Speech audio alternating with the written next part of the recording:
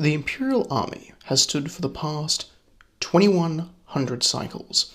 Its history is vast and diverse. Hi, I'm your host Heatwave, and in today's lore episode, I'll be covering the history of the Imperial Army.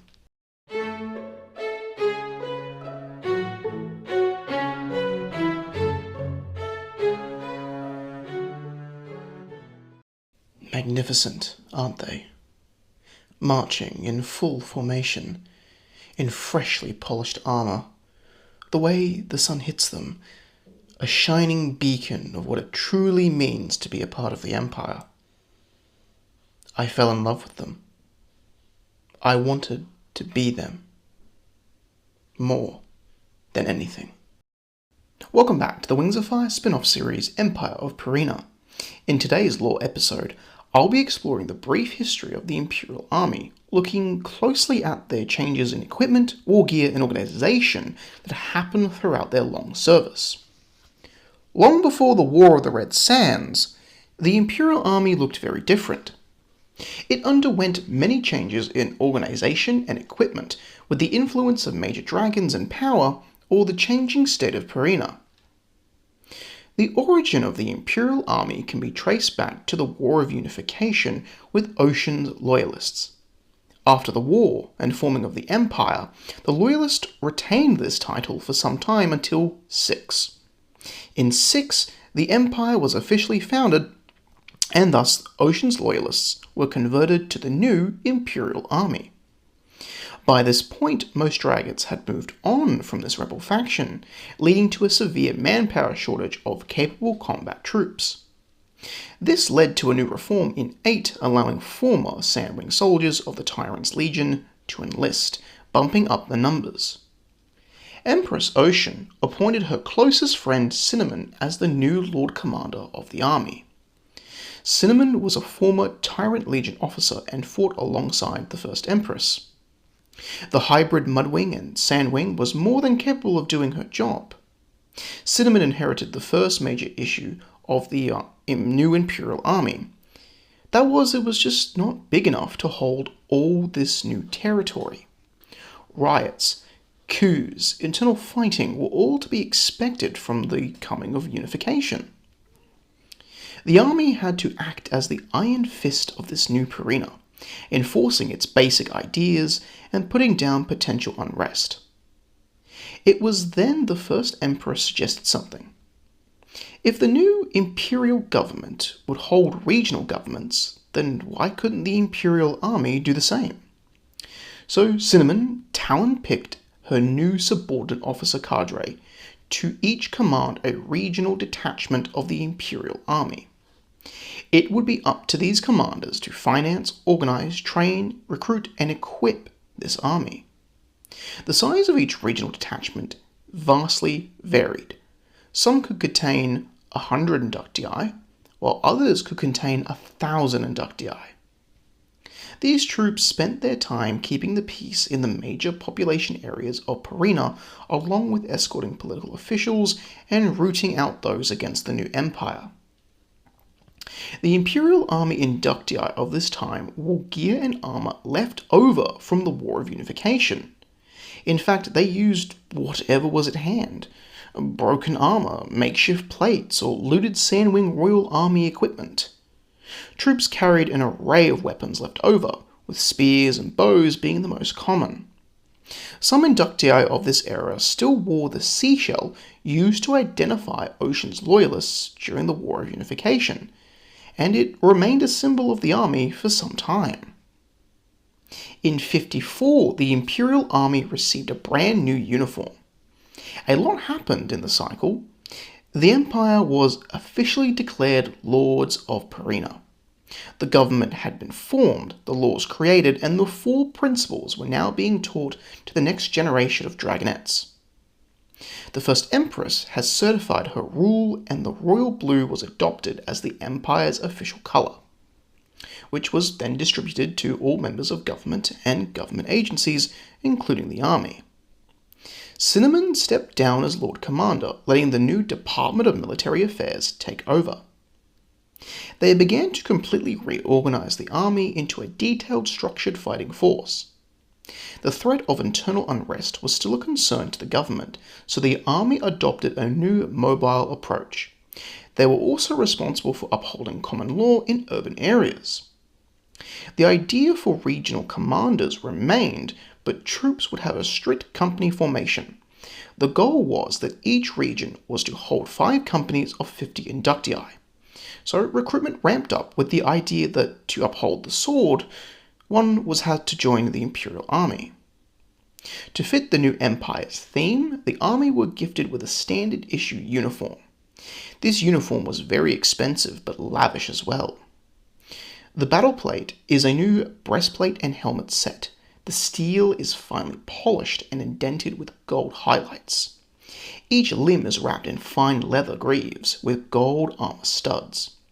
These inductii were the first to wear the now iconic blue bakama, but it held no identification markings, rather a coloured silk scarf denoted what region an inductii belonged to. Inductii at the time had no set-in-stone garrison space, but rather companies had to camp out in the wilderness. These camps also served as training spaces and storage for army material. For weapons, a spear was carried as primary. The pole is older than the army itself. A bow is carried on the chest. For ease of storage, the bow can be broken down into a more compact set. The final weapon is a short sword. This was the last time the army carried a short sword, being phased out by 100. The short sword was heavy, wide, and unwieldy. Now, tactically, the inductii of this era began to fight in larger formations, especially their use of mass volleys of arrows. This uniform showed off the great pride the Empire had. It favoured bling and glamour over practical war gear. But the uniform set would last for the next 1,000 cycles, changing slightly as gold trim was later removed in 240 to save resources. In 1033, the Empire hit a resource low. These weren't uncommon. As the industrial experience and knowledge grew in Pareena, its stock of available resources sometimes dipped, but in 1033, the army suffered the most. It had grown enough over the past 1,000 cycles to reorganize itself in 909, but then it boomed again in 1027, warranting another reorganization with the new forming of battle regiments. Here we see the first implementation of the rifle platoon in the battle regiment. The war gear carried by inductii of this era was simple and cost-effective, with a focus on inductii carrying the bare minimum in gear to save resources. The breastplate was made thinner and features no gambeson padding and quilting due to a fabric shortage in 1030 after one of the worst recorded winters in Pareena. The battle plate was hot in summer and uncomfortable to wear. The beautiful leather greaves were replaced by thin cloth wraps and canvas gaiters. The load-bearing kit was tied down to the thighs, and gone are the use of bows and spears among the Imperial Army, being replaced with one of the most hated weapons the army has ever been issued with: the vertical crossbow. This weapon was heavy, unreliable, and needlessly complex. It fired a 5mm bolt of iron that was propelled by 2 vertical tension wires. To reset the firing mechanism, a handle to the right of the weapon had to be pulled back. Each bolt is loaded manually into a groove at the back of the weapon. The crossbow was made of poor quality and with poor skill. It broke easily and was generally a bad weapon, yet the Imperial Army continued to use this weapon till 1500. Now, by then, the crossbow was gifted a few updates over the cycles, which did help its weight and reliability problems, but by 1506, most of these weapons were melted down for recycling. With the introduction of black-powdered weapons in 1506 and the introduction of artillery weapons in 1510, the army went through another uniform change but retained its battle regiment formation, simply adding a new infantry gun platoon to these formations. At this point, the Empire had perfected its basic manufacturing and smithing, which led to a string of high-quality armor and war gear to the army. A thicker breastplate, belly plate, neck and helmet were issued, with the first to feature the now infamous helmet pike. Inductii of 1506 were issued with a full complement of field gear that would live on into the next era of soldiers, including bedrolls, shovels, canteens, and a free-floating belt. This era of inductii also shows the cultural change in the military, with the adoption of honor scrolls. There was a big cultural shift all over the Empire. At this point, the generational brainwashing had led to the four founding principles being perceived in a more spiritual way. By adorning their bodies or armor with scrolls of anything, these inductees believed they were upholding the scroll. In 1506 was, of course, the introduction of black powder weapons to the army. While these weapons were already in civil service as sporting tools, the army demanded a specific weapon designed for them. Known as just the army rifle, this long and elegant weapon fired a 10mm lead ball stuffed into a paper cartridge, with a gold backwards blast cap. The rifle was breech-loaded with a lever to the right of the receiver that, when pulled up, opened the breech and ejected the spent cartridge. When reloaded, the lever is pushed down into battery.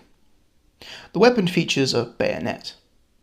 This rifle was quite popular and reliable, but over time, new rifles became available using bolt-action mechanisms or later new semi-automatic designs, which typically fired a 7.62mm ammunition. In 2003, a new uniform was issued to inductii. Well, it's not really a new uniform, but rather new parts and pieces were added. A new helmet features wide side fins, the neck is fully plated along with the breastplate, the legs are wrapped in canvas gaiters with a new thigh plate, the flowing bakama displays the battle regiment number, and the standard gear we see worn by inductii today. This will be the official uniform of the Imperial Army for the next 100 cycles. It's also at this point we see the practice of carrying bones on their webbing, leading into their now growing superstition and spiritual nature.